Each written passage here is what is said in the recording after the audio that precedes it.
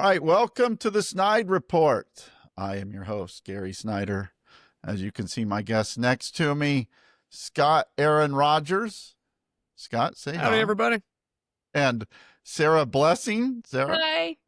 Now, usually when we come on, we're grilling. We're not really grilling guests. We're talking to guests about what's going on either at the state level or national level.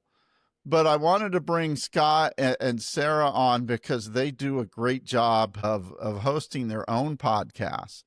So we thought we would take this opportunity to let them introduce themselves and maybe get to know them a little bit and a little bit about what their podcasts are.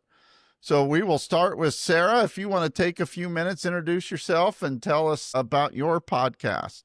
Yeah, thank you so much for having me on. So I am a former fifth grade teacher. I taught for 18 years and loved it and quit during the pandemic, got into politics, ran for county council, lost, 100% Republican in Harrison County. It's very rural where I live. Then I ran for state house 2 years later, where I became good friends with Dr. Tim Peck, who ran for Congress in District 9. We know how the election went. I think I got 27% of the gerrymandered vote, and I think Tim got around 34%. And we just kind of, after the election, just kind of sat and thought, what are we going to do? Because if we do the same thing, we run again in 2 years, we're going to get, maybe 2% better and still lose and not make any difference in helping Indiana and the country. And so we were like, well, let's try our own media company and let's try to unite the state and the country instead of divide. There's so much division. There's so much hate. There's so much fear of our neighbor that might vote differently, even though have way more in common than we do different. And so I was like, well, let's start our own media company. We call it Project Next. And let's talk about real local issues affecting Hoosiers and let's work together to solve some of these problems. It's a lot of problems. So we have a lot of different shows on about various issues. I have a mental fitness show on just trying to help people with the mental struggles of daily life. And I probably need to watch that. Scott did a very powerful episode of that with me where we both cried and talked about the loss of his 19-year-old son that happened just a little over a year ago. And so we talk about, hard things and how do we deal with it and work together and unite. And I invited Scott to be part of Project Next because he has his own podcast called Who's Left. And that's how I met him. I was on that and he was fantastic and just a wonderful, brave, moral person. And so, we're starting this out. It's Project Next. You can look us up. We're on YouTube and Facebook, and Instagram and TikTok. And we have a Substack that Scott set up for us called Project Next Indiana. And we're just doing our best to, take it back to the people and all the people. All right, Scott, tell us a little bit about yours. Yeah, thanks, Gary. My name's Scott Aaron Rogers. I'm down here in Bloomington, and I host a podcast called Who's Left, like Hoosier Left, HOOS. I love a good portmanteau. If I can smash two words together, I'm going to do it for sure. And a lot of people don't get the SnydeReport thing, a play off my name because I use the Y instead of the I, but I'm right with you. I love it. A social worker called me snide when I was in 6th grade, and that's where I learned the word, and it's been part of the vocabulary ever since. That's a quality word. Though I try not to be so much anymore. But anyway, so I come at things from more of a democratic socialist perspective on my show, and, a lot of what I do is just sort of to demystify what it is that we over here on in my part of the left stand for. But also I do a lot of deep dives. I spend a lot of time going in depth on one topic, usually per show with one person. I've studied cult mindsets with a young guy who had just written his doctoral thesis, talked about how MAGA uses cult influence techniques and whatnot. Studied Christian nationalism, done a series on that. Looked at the Silicon Valley tech utopian vision with a guest recently. Some interesting stuff. I'm a little bit all over the place, but in the end, I do always come back to Indiana and how these larger themes affect us and our lives. And then, now I'm doing a sort of a cross branding thing with Sarah and with Project Next. You can see I'm repping their t-shirt here today. But I do a show called Who's Left this week on Sunday mornings live on Project Next, and that is more of a Sunday morning politics, talk about the week in news sort of show. Sarah, you mentioned that you've ran for office. I've ran for office a few times and lost horribly, including to the worst human being, maybe the second or third worst human being on the face of the earth, Jim Banks. Everybody boo Jim Banks, boo. I got these buttons over here. I've tried that before. Let's see. I haven't tried them yet. And the crowd goes wild. Yay. I'm shocked that it could be heard. But anyway, so you've ran for office before. You've lost horribly, like myself. Did that discourage you from running again? No, I am planning on running again. I still don't know whether I can win. I don't run to win. I run to build. I run to get the word out to as many people in my area as possible about what the actual issues are. I feel like most Hoosiers either don't pay attention to politics or really only know about national, and they only know about their side. They don't really know what our local officials are doing to hurt us at the state and local level. So I do enjoy getting out and talking to people and letting them know what's happening and just letting them know that I care about them. Getting them to go and vote for a Democrat is another issue that takes more time, and it is happening slowly, but we're so divided and we so fear the other side, like we're the boogeyman, that just trying to convince people to vote for the person and not the party has been very difficult. But no, I definitely am. I'm not scared of failing. I started a media company. I've been told I'm wrong, so many times in my life as a leader and a woman that failure does not scare me. Well, I started Indiana Talks back in 2013 after I was fired from 2 radio stations, one in Marion and then WoWo up in Fort Wayne. And so we started it about 12 years ago, and then we started the newsletter probably about 5 and grown it to where it is. So it can be done. You can make money at it. You're not going to be filthy rich, but it can be done. Scott, do you have any plans or have you ever run for office? I haven't. Not that I'm opposed to it. Maybe working my way up to get the courage to do that sometime. But no, I really prefer to sort of operate not behind the scenes. I mean, here I am in front of a camera, but as far as politics, I like to work and talk to the candidates and maybe try and develop some sort of cohesive, forward-looking vision for Indiana. And because Democrats are really kind of lacking vision, I feel right now, and sort of don't know what they want to be as a party. And I'm like, come on over here to the left. The water's nice. I second that, Gary, and I think Scott would be a fantastic candidate. I hope he does run. Listen to his voice. He's got great things to say. He can do a live. He's got a lot. You're moral and brave. And yeah, if I could help persuade you, Scott, to do more than just the podcast, I'm all Sarah, for it. you could probably convince me to run through a brick wall. I mean, you know how to do got me feeling all flustered. So, Scott, we'll stick with you for a minute. Name some guests that you've had on that maybe impressed you, and it doesn't even have to be political, because some of my best interviews were with guests that weren't political.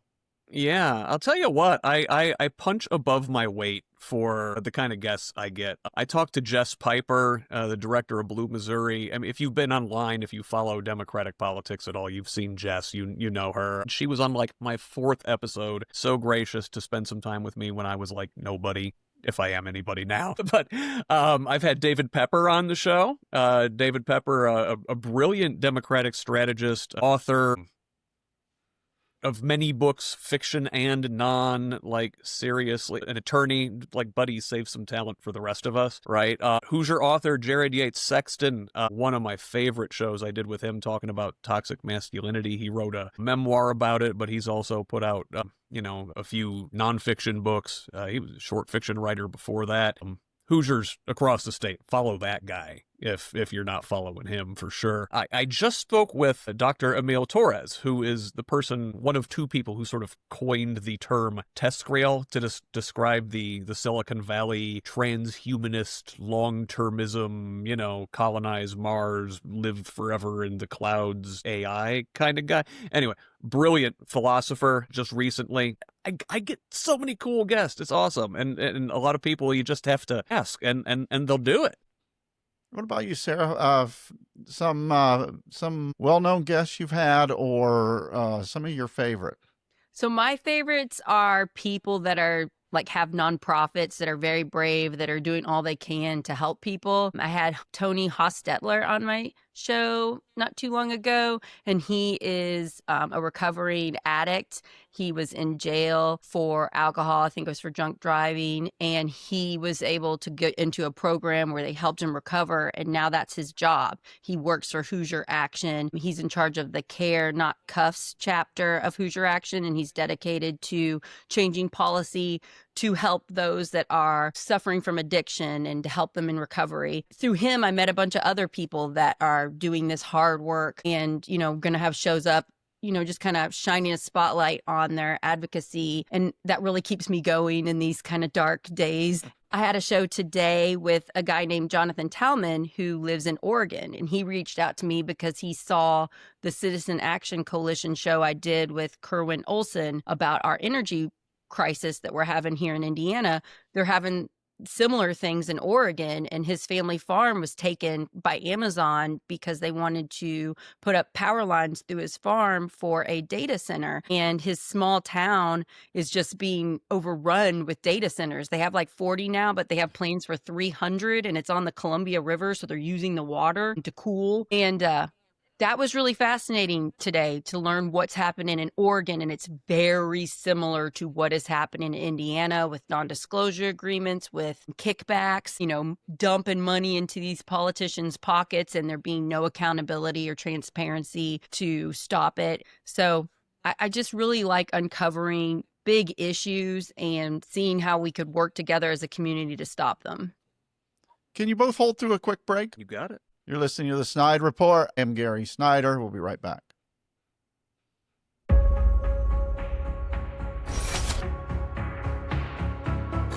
All right, this is the part of the SnydeReport where we thank our sponsors, and we have a growing list. So let's start with Robin Winston. Robin has been there when we first sent out our first email, 147 subscribers. We're now over 108,000. So thank you, Robin Winston, and helping us get the podcast going in the right direction. Next up is our good friend, former Congresswoman Jill Long Thompson. Her book, Across the Aisle, Why Bipartisanship Works for America. Get that anywhere you buy your books. Also, former two-term governor, two-term U.S. Senator Evan Bayh. Evan has been a sponsor of the newsletter, now jumps on board with the podcast. Congressman Andre Carson. Congressman Carson has been there from the start. We're glad to have him over here on the newsletter now. He needs your help to win re-election next year, so make sure you support Congressman Carson. Next up, State Representative Cherish Pryor. Cherish has been there from the start on the newsletter, joining us on the podcast now. So is State Senator Greg Taylor. I want to thank Senator Taylor for all of his support through the years. Next, we have a couple of new sponsors. First up is Indiana Citizen. You want to check out their new project, One Heartbeat Away. Do Christian nationalists have an agenda for Indiana? All you have to do is look at the lieutenant governorship and you can see right away that they do. So thank you, Indiana Citizen. Next up is Jump Laundry. You can visit them at jumplaundry.com. They have home pickup. They do your dry cleaning, wash and fold with, I might add, no judgments, and next day service. So if you're in a crunch for time, you don't want to do your own laundry, get a hold of Jump Laundry at jumplaundry.com or at 317-740-5011. and they will take care of all of your laundry needs.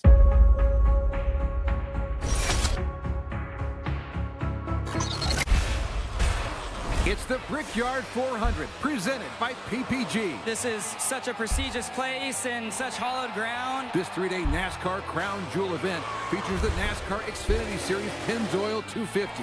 This is the Brickyard. This is Indianapolis. This is the coolest racetrack in the world.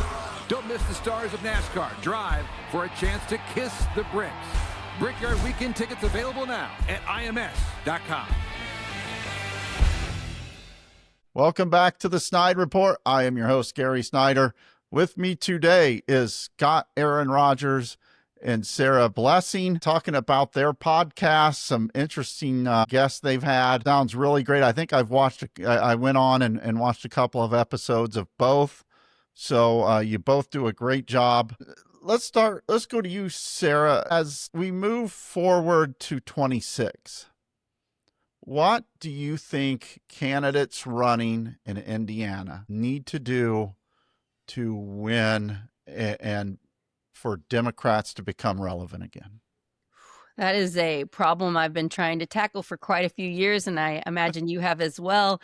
I don't think there's one simple answer, but my goal with using Project Next 2 is to get so many amazing Democratic candidates on that primary ballot in May 2026, which is only a few months away. Just get tons of them out. Get them for every single township advisory board, township trustee, county council, town council, everything, and fill up that ballot in the primary. And then everybody that's on that ballot, go out and get all your friends and family and all your community members out there to vote, picking a Democratic ballot, so that then we have whoa, look, we're not a red state. Look at this. We're a purple state. They're coming. And then put the pressure on those Republicans to be better. And then we set us up to start winning some races in November 2026.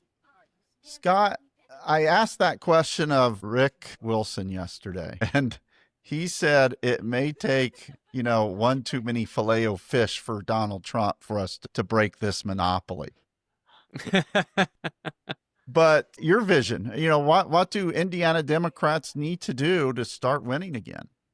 Well, fight. I would say first and foremost is stand up and take on the Trump regime, the Braun Beckwith regime head on. But, how you do that, I think, is going to vary from candidate to candidate, but the most important thing for each is to be themselves. I think Democrats have a really bad reputation, whether true or not, of kind of hedging and hemming and hawing and trying to get cute and triangulate and not really say what they want. Say the damn thing. Be unapologetic, be yourself. I mean, the people like Donald Trump because they think he's that guy. I mean, he's a well-documented liar, but he plays the part really well as someone who's going to fight for the working class. Boy, if you remember back in 2016 when Indiana actually had something to say in the Democratic primary, Hoosiers went for Bernie Sanders. We get this reputation as a conservative state. Yeah, maybe kinda, but MAGA's not conservative. They're not conserving anything. Hoosiers that want you to just show up and fight for them and don't get cute about it. Just be yourself. I've had the opportunity to speak to a lot of well-known national guests. And one of the reasons that we do the podcast in front of my kitchen table is, A, I can't afford a studio. B, because I think it comes down to kitchen table issues next year and in 4 years. I was fortunate enough to have Kentucky Governor Andy Beshear on a couple months ago. Oh, wow. That's great. And he said you got to learn how to talk to the electorate like he did. It's not food deserts. It's people are hungry. Is he that far off? Does this come down to kitchen table issues and talking to people like we are not professors and they are students, Sarah? Yeah, I think that is a huge part I think Democrats like to sound sometimes like they're the smartest person in the room. And so they use every big word they know. And I think that's terrible. That's where we get those elite terms, which I do agree with in some aspects. Yeah. Talk to people like you care about them and actually do care about them, and talk about the issues that matter to them. And don't speak up to them, showing them how great you are. I think that's fear because you're scared to just be yourself. So I think that's a little bit of a shield of protection. And I agree with Scott. Be you, care about people, go out. Don't be so scared to door knock and talk to your neighbor in your community. They're not as scary as they seem online. Scott? Yeah, Governor Beshear, number one, great get, by the way, but also he's really a great example of someone who's doing this well, because he can speak to those kitchen table issues. He speaks very eloquently as a Christian from a social justice perspective. And he doesn't throw people under the bus when he's focusing on the economic message. I do understand a lot of centrist Democrats, rightfully so, are saying, focus on the economic message. Don't talk about that quote unquote woke stuff. Well, you can do both without using the gender studies curriculum vernacular necessarily, but you can say, hey, cut it out, you weirdos. Why are you so concerned with, what's going on in other people's bedrooms or other people's pants or other people's doctor's offices? It's because your economic policies are garbage too. And so you can do both, and I think we have to do both. Mayor McDermott up in Hammond, he told me when I had him on that Democrats need to stop worrying about being right and start winning. Your thoughts? We'll start with you, Scott. Well, I mean, we are right, so that helps to begin with. But yeah, just winning it should be easy, right? Like we shoot ourselves in the foot constantly because we are right. We have the policies that are popular with people if you poll them individually. So again, just be yourself. Don't outsmart yourself with this stuff. Talk about what people want, what's popular, and left positions are popular. Sarah? Yeah, I like Tom. I met him when he ran for Senate, and I agree. We need to just not be so scared to run too. I think there's a big fear of losing, like you're a failure if you run and you don't win, and that's not really why we're doing this. We all need to get in there and keep running and build and eventually get there, and just not be so scared of failure. Be ourselves and talk about the issues that matter to the voters so that they will go and vote for the things that will make their life better. I think if we centered it less on what a great person we are and more on look at what's happening to you. If you vote this way, I will vote to try to work to try to fix that thing for you. If we focus more on the issues, I think that would help too. All right. This is the portion of the show where you guys get to talk about something that maybe I did not have the foresight to ask you, and tell everyone where they can find you. So, Scott, we'll start with you. Oh, man, putting the pressure on me. So, first of all, I guess my name is Scott Aaron Rogers. Again, Who's Left podcast. That's HOOS Left. My website is who'sleft.us. And, I think the thing we didn't get a chance to talk about is there's just so much going on every day. It's like a fire hose of information, and we have to be able to take it in and take it in stride and process, but not let it scare us or overwhelm us. We have to stay clear, I think, and take time to make sure we're and websites, anything like that? Oh, that was who'sleft.us. I'm on all the social medias at Who's Left for the most part as well. Sarah, your turn. Thanks so much for having me on. So yes, if you'll please follow us on YouTube, Project Next, the one with the arrow, and also our Substack, Project Next Indiana. That would help us out so much. We're a new upcoming media company that just got started in December. I just really want to focus on unity. We spend so much time online fighting amongst one another when we really agree on most things, and we should be teaming up and working together for our local communities to fight back and take the government back to the people. And instead, we're letting these billionaires and these giant mega companies divide us. It's so easy with their algorithms and, pushing their division for profit. It's just so easy for them. And it's so much harder to be on the other side saying, no, we have more in common. Don't yell at each other. Don't fight. Get out and meet people. And I just want you to know what it's like when I push for unity and I push a short little clip on TikTok. I get trolled by mostly Democrats telling me how wrong I am because Republicans are the devil. And then if I push something out the other way, I get the other trolls. So sometimes I get trolled by both sides, and I'm just talking about unity and that we're not all as evil as we think we are. We need to be working together so we can call out the actual people hurting our lives. So I just kind of want to focus on that. If everybody could take a breath at who we're yelling at and maybe acknowledge that we're feeling pretty hurt and ignored by our government. And if we could just work together with people that we don't always agree with, I think the world would be a lot better.